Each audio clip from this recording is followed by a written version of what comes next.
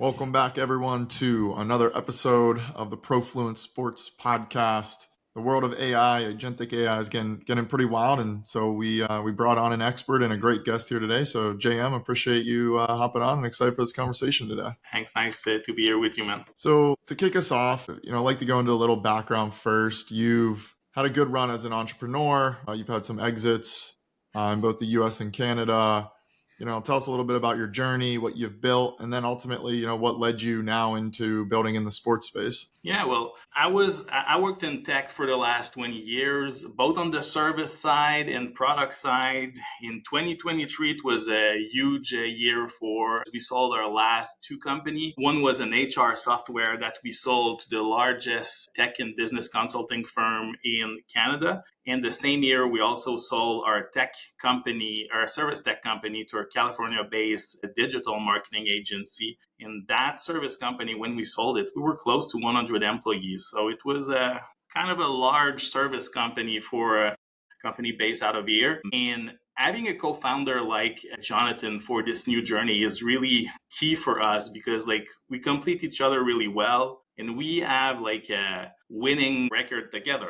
We were able to exit together twice already. So it's really interesting. And both Jonathan and I were into AI when we sold the other companies. And the way we see it is that data era was about collecting data. Agentic AI era is about decision to execution. So we knew we would create something around Agentic AI. I started my career working for the Montreal Canadiens. So I still had a lot of friends working there. We had a few customers that were sports team or athletic programs. So it was kind of really close to the industry for a long time. But I wanted to speak and talk with a lot of people in the industry right now, trying to see what problem can we solve, because every company we start, it's always about trying a problem to solve. So we met with dozens of teams last summer, mostly on the business side, and there was one specific thing that was always there. We do not need more data to analyze, and we do not need more shiny dashboard to take a look at. Closer they get to game day, the last time they have to take a look at revenue strategy. So that was really how we found out this was going to be our why. So yeah. Yeah, no, it's cool. And I think something a lot of people, common question we get that people ask is, finding co-founders. I think it's one of the coolest things across multiple fronts. Finding a partner that you marry and can have a personal life with is awesome, but a co-founder is very much like a marriage as well. And I always think the coolest ones are the ones that can last multiple businesses in. I'm curious how you and Jonathan met, how you formed that, how it's evolved over the years. If you can just shine light on that a little bit as well, I think there'll be some good nuggets for people. And also how you viewed your strengths and weaknesses, because you probably complement each other well. Yeah, no, exactly. First of all, we both had companies, the tech companies in Quebec, service, internet, CRM service company. And I had the opportunity to go join Jonathan. And it was instant great chemistry. We complete each other well. He's really more into finance. He's really good with everything about alignment of a business. I was more the hands-on person. That's why I was COO, operation and all of that. So it was really interesting to see us get together and really have the opportunity to bring the company we had together to the next level. And it's really early on. It's really interesting for this new company to get that chemistry again. Yeah, no, it's super cool. And I'm sure the third time around or fourth or whatever you guys are on now, you do things a little differently and probably with a little more patience as well. But I want to go back to something you talked about when you were just sort of going through your introduction. You were talking about how, and I think this is a good comparison. I'm always fascinated at looking at the different areas of internet to mobile to, now we're at where we're at today, right? And you said the data era was about collecting data, and then the agentic AI era is more about taking things from decision to execution. Obviously, there's some overlap between them, but I'm curious, what exactly does that mean for the modern sports teams, the modern sports leagues? Like, how do you think about that phrase? It's sports team. They have so many different tools and different processes internally to get data all together. Just adding the opportunity to have all the data together into one source. On our case with Winya, it's really the customer data that we're looking for.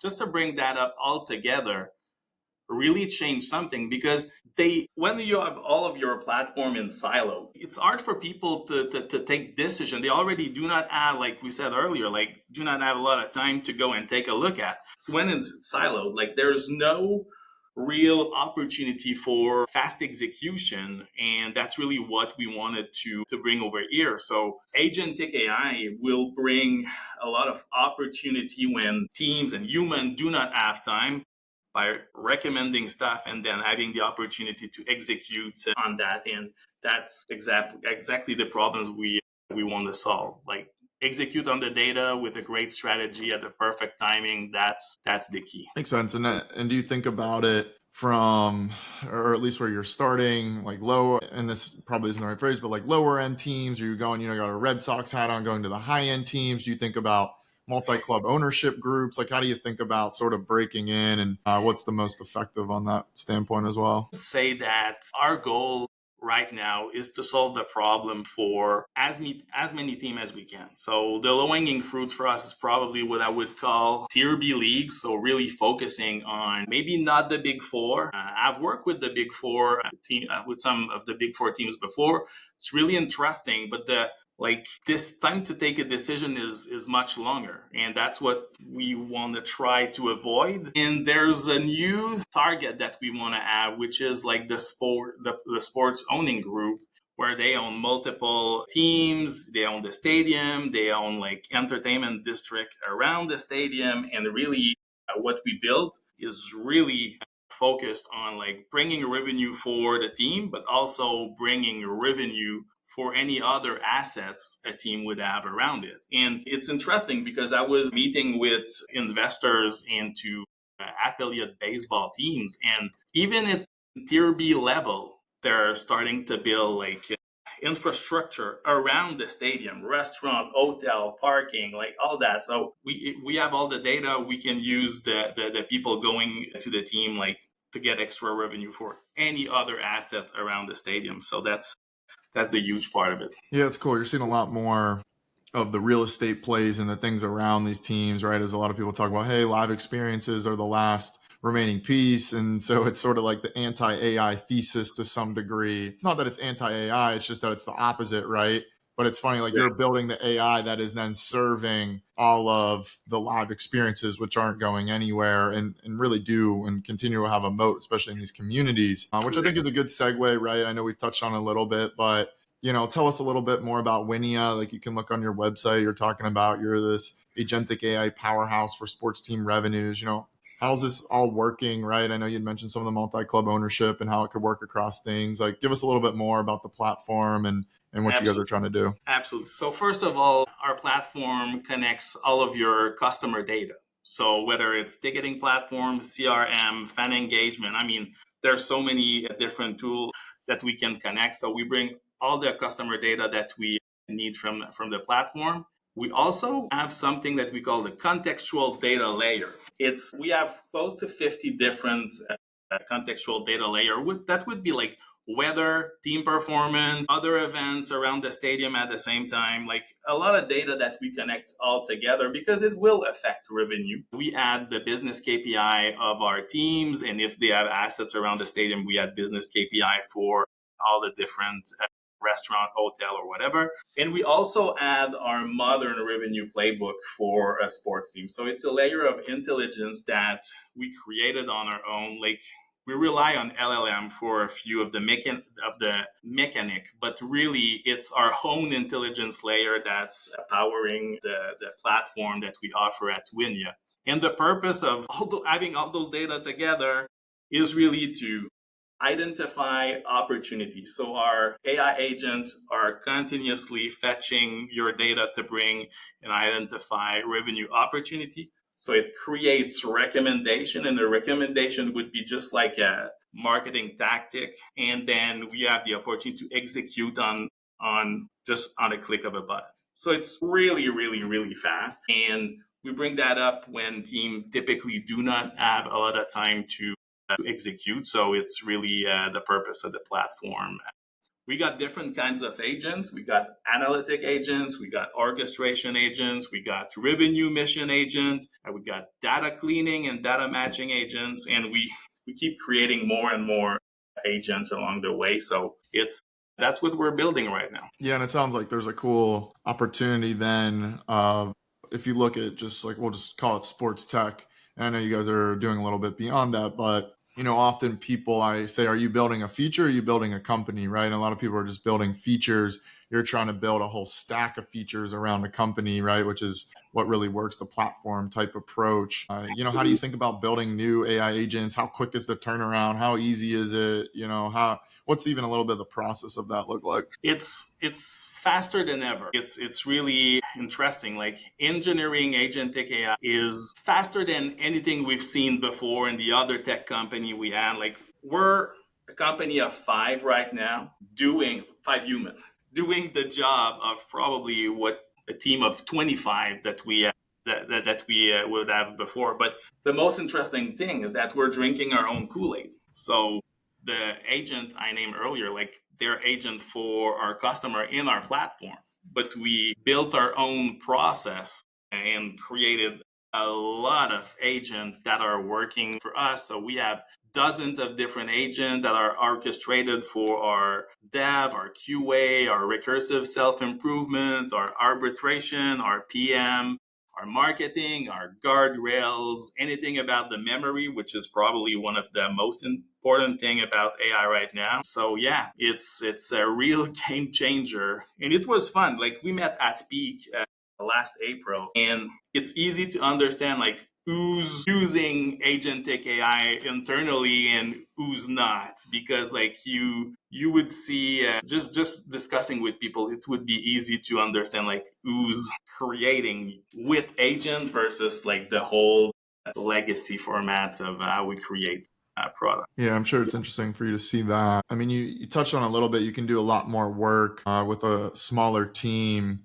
But it still sounds like it requires a lot of developers, but really you have an army of these agents. I'm just curious, like, how are you actually building this? What does that look like? How do you think about, your own team and managing it with agents that are working 24/7? Like any more insight on that, I think would be super helpful for everyone listening. I think that's where their minds probably are at right now. Yeah, it's really, the way it works is that typically you were ending your day, you were going back home, and you would maybe think of something overnight and go back tomorrow, start to work. The way it works right now is that it's still like everyone in our company right now, like we are a partner in the company.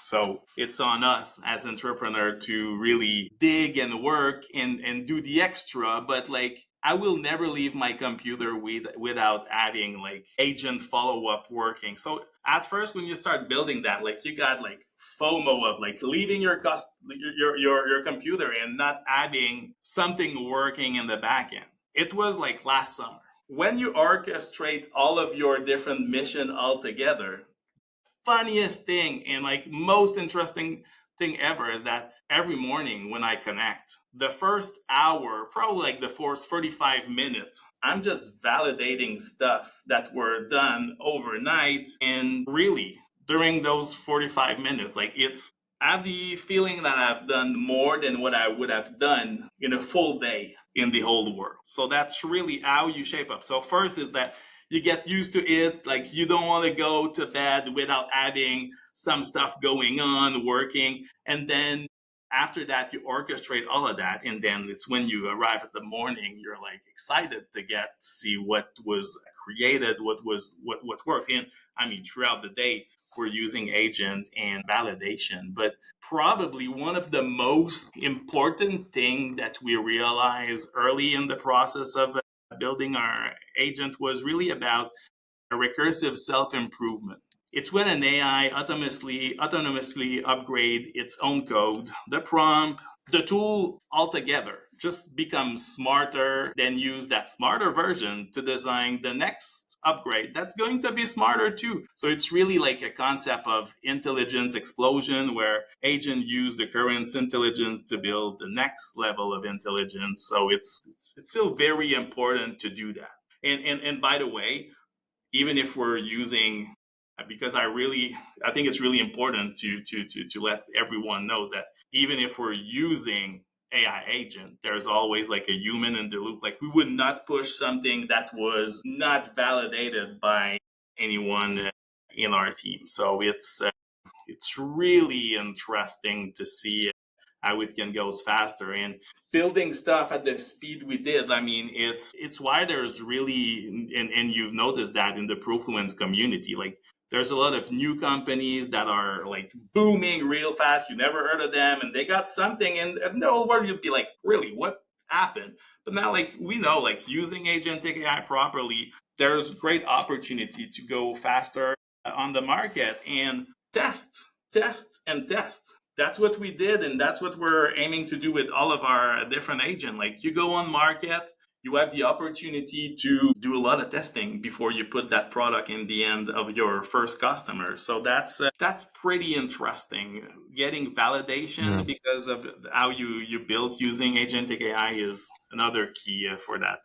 That's for sure. Yeah, it's fascinating, Tom, just the rate of iteration that you can work off, the ability to get ideas too. I think a lot of people get stuck because they have some vision, but it's blurry. And when it gives you 4 different like ideas, you can start to refine it. And then it sort of gamifies a little bit too. Like you said, you show up in the morning and you're like, holy cow, this is awesome. Like I got stuff done while I wasn't technically doing anything. And then it just becomes like a game, right? And it becomes fun just to build and see what else you can do. And you can build stuff and tear it down and do the next thing. And then, like you said, all the recursive stuff of how it's improving is quite fascinating. And, I'm sure you're starting to get some of these questions. I'm curious on it as well, right? Like job security, this comes up a lot. You mentioned that there's humans still need to intervene, but like, how do you think about that? How are you explaining it to some of your clients as well of, what this could do? It's really a tough question because it can scare people. Like what happened in tech? And by the way, when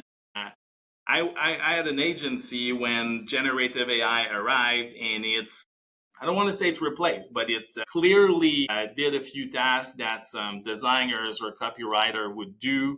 I still think copywriters and designers are important to handle the direction of the generative AI, but like it's maybe you need less people doing that. But I think with agentic AI, people were not prepared that the next layer would be the devs.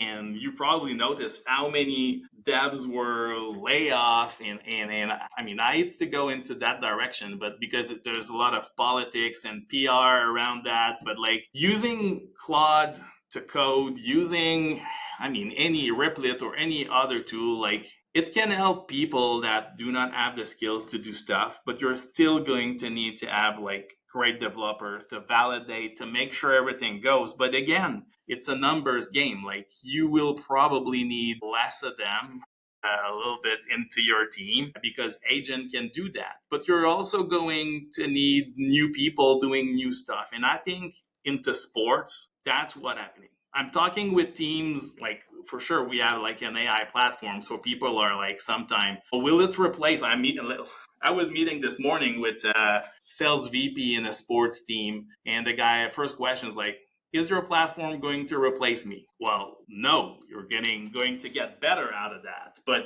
there's something in sports that's going to be less drastic than it was in tech, is that we're going to have time to transition in the workforce. Because using AI, it's going to take team much more efficient internally. It's going to bring a lot of opportunity for revenue. But in a sense, it's going to take task away from maybe a few people in your team, but you're going to have people like who's going to own the agent. So you need to have someone like, I haven't talked with a team that has like a agent owner or whatever kind of role it could be, but there's going to be a new role with AI too. So it's just everything goes faster with AI. but teams got to be prepared for a workforce transition. So it's not about like replacing people. It's just like reshaping roles, reshaping a few tasks, and starting to use agent internally. So it's really I see it really as a transition, and I don't think teams need to be scared of that, because clearly there's going to be roles that will disappear, but some new one will appear. It's just like evolution. Like it's like when teams were selling tickets at the box score and you would go there, like when they started to have like online ticketing, like for sure, a few people like it shifted a little bit online, but I mean, the only difference now is that everything goes faster. So that's why it's important for a team to start thinking about it fast. Large team that has like bigger workforce, but also for a smaller team that has a lot of people doing only one person for sponsor, only one person for marketing. Like it's really important to start really focusing on that. And that's a huge reason why we decided to create like a side company for Winya. We call that Reskill AI by Winya. And really, it's all about awareness and education for sports teams. So it's really a platform, like a training platform dedicated only for a sports team member. Winya, the revenue platform, it's really for the chief revenue officer, more like on the business operations side. But Reskill AI, like so far we've trained people on so many different departments, goes from business operation for sure, but also scouting staff, performance enhancement staff. So it's finance. So it's really about like training the company to get more efficient using in a way where it's dedicated really for sports teams. So that's really what we wanted to do with that platform. Yeah, it's an interesting topic. I appreciate you shedding light, and I agree. I think a lot of it's just gonna change things. I don't know how much it's gonna completely remove, but one of the cool factors is a lot of these teams are, even if you talk about the big four, but we can talk about, the smaller leagues, especially as you're targeting them early, but they've been owned by families. They're really mom and pop shops. And now you're having private equity enter. And so they want to professionalize. And so again, it sort of opens up the opportunity for some of these things as well. So it's really good timing in the industry. It'll be interesting to see how it plays out. Something I've been reading a little bit about, I've seen some people post stuff online, is the spotlight effect. And, I was just thinking about it several times throughout this podcast that you're saying certain things. And I'm curious, like, what you think about it just in terms of AI from a high level. If you can explain it as well, like what it is, you'll explain it better than I do. And then also just, how you see it playing into everything and what you guys are doing at Winnia. It's really easy. Like most of the time, AI amplifies the high performer, like just like a superpower. But AI is also going to shine a massive spotlight on underperformance and excuses. As business leader in sport, it's important to train and give the right tool to grow every teammate's performance. So that you got in your organization. And it's really funny because it's also out of sports. And that's why when we talked earlier about going politics, about like workforce transition and all of that, like there's a lot of people that lost their job recently, and quite frankly, it's really sad. But they were not necessarily bad people, but a lot of most of the time, not trained properly on how to use, let's say, marketing automation, because like data and marketing automation were there before AI. And for some reason, they found a way using marketing automation just enough to stay in their role. But when you start having AI, it's unfortunately sometimes really easy to see who were just doing stuff versus who were just adding value out of everything, because AI it's not replace the human instinct. But if your role is mostly about execution, maybe on the line, just try to find a way to upgrade what you're doing, because it's going to hit you hard. Agentic AI is going, it's all about execution. So interesting. That's why we wanted to start that. And by the way, with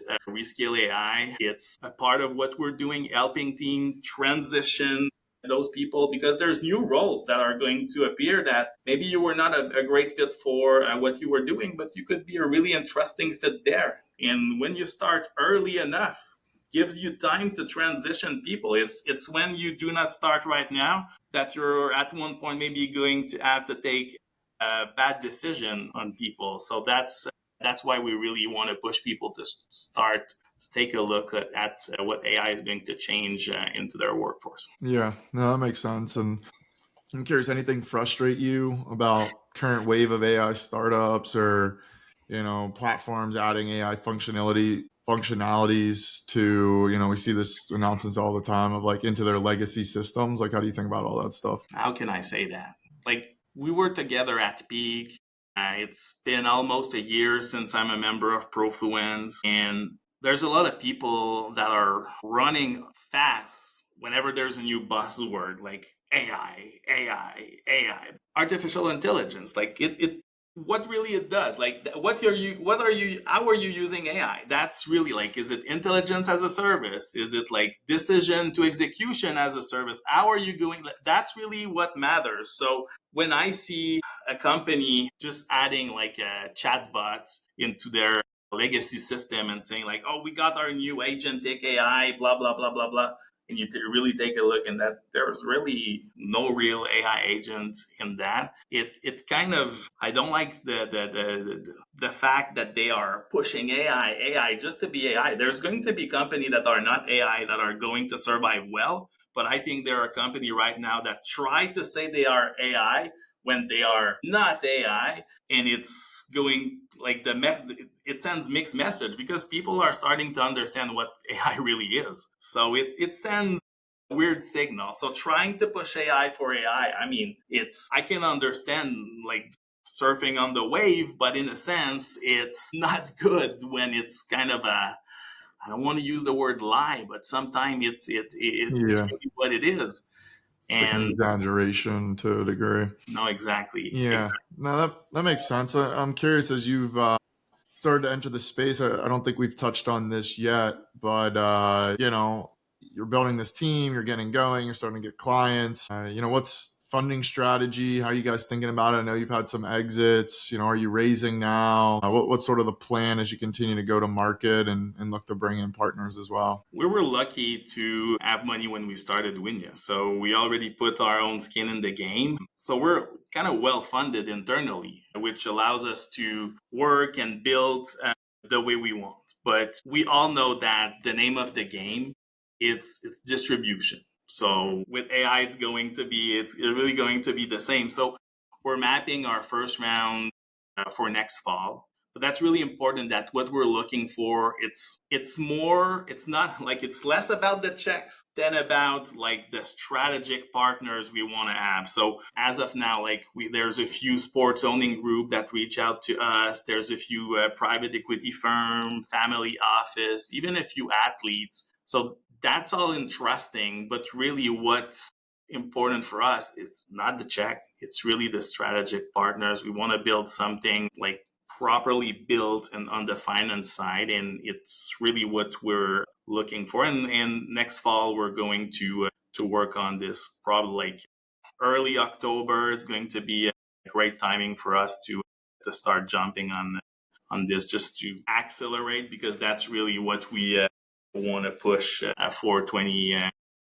So Yeah, I'm always a big fan of the people that can do it. The bootstrapping first, really figure it out, eke out the kinks, show you have skin in the game.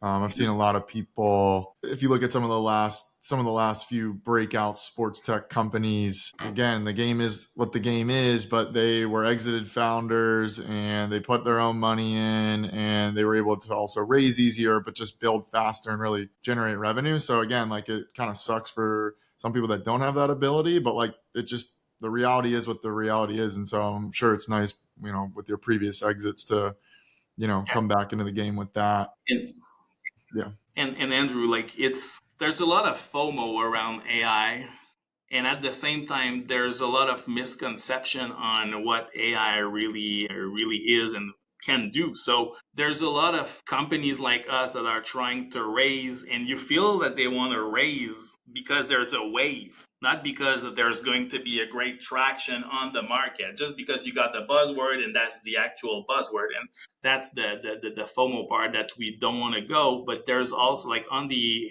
investment side, there's also a FOMO on AI, and it's important to realize that when you look at AI, there are going to be winners and there are going to be losers, just like in every category. But there are also a lot of companies that are building just a thin layer of AI above an LLM, just like ChatGPT or Gemini or Claude or whatever. And they are really easy to kind of reproduce. So there's a really weird timing.